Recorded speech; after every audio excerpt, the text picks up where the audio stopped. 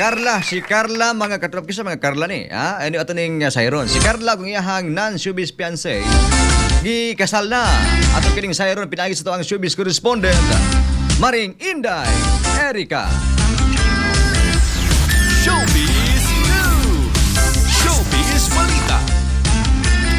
Yes, good morning mga katropa, mga maring. Mainit-init nga balita, ha?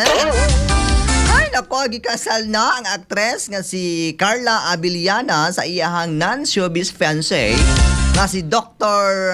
Reginald Santos atong sa usa ka simple nga seremonya ni atong adlaw nga Sabado, Disyembre 27, 2025.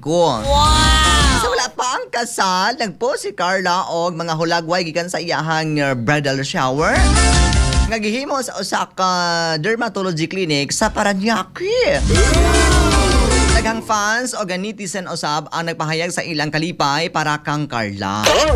Kahinamduman nga gikumpirma ni Carla ang iyahang engagement, human siya nagpost og hulagway sa iyahang kamot nga adunay singsing ni adtong Oktubre og iyang giingon nga gusto niyang ipabilin ang pribado ang detalye sa iyahang kasal. Sabi niya si Carla, hoy, congrats Carla, oy. Murag, bago na pa siya nasakitan ni pare Tom Rodriguez.